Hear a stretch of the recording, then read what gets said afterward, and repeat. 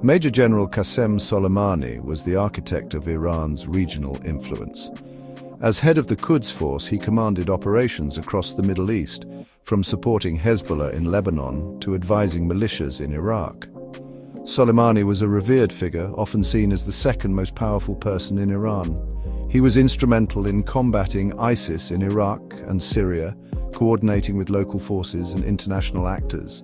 His assassination by a US drone strike in January 2020 sent shockwaves through the region, raising fears of a wider conflict. The Trump administration justified the strike, claiming Soleimani posed an imminent threat to US interests. However, the lack of concrete evidence and the extrajudicial nature of the killing drew widespread condemnation.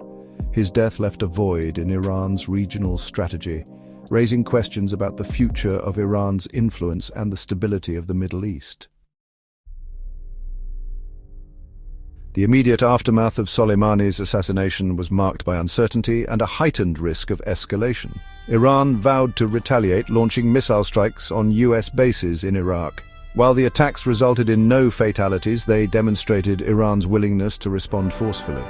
The region braced for a wider conflict, but tensions gradually de-escalated. One immediate consequence was the resurgence of ISIS. The terrorist group exploited the instability to regroup and launch attacks in Iraq and Syria. The absence of Soleimani's leadership created an opportunity for ISIS to regain some lost ground. The Syrian government, backed by Iran and Russia, also took advantage of the situation. The killing of Soleimani had unforeseen consequences, creating a ripple effect that further destabilized the region. Iran's response to Soleimani's assassination went beyond immediate retaliation. The Iranian regime adopted a multi-pronged strategy combining military build-up with diplomatic outreach. On the military front, Iran accelerated its development of ballistic missiles, cruise missiles, and drones. This focus on indigenous capabilities was driven by necessity, as sanctions restricted Iran's access to foreign arms. Iran also deepened its ties with China and Russia, two countries with their own strategic interests in challenging US hegemony. Cooperation with China focused on economic ties, with Beijing becoming a major buyer of Iranian oil despite US sanctions.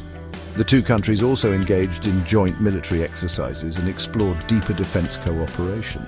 The relationship with Russia, already strong due to their collaboration in Syria, also expanded. Moscow and Tehran shared intelligence and coordinated their actions in the region. This burgeoning partnership provided Iran with political cover and access to advanced military technology. The assassination of Qasem Soleimani was a seismic event that reverberated across the Middle East. The event underscored the volatile nature of US-Iran relations and highlighted the shifting dynamics of power on the international stage.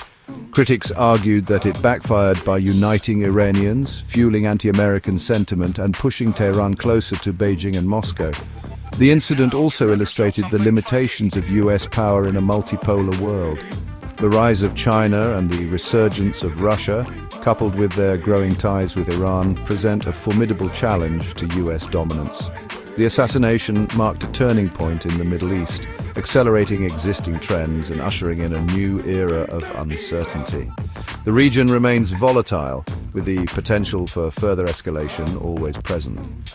The long-term consequences of this event are still unfolding, but one thing is clear: the rules of the game have changed.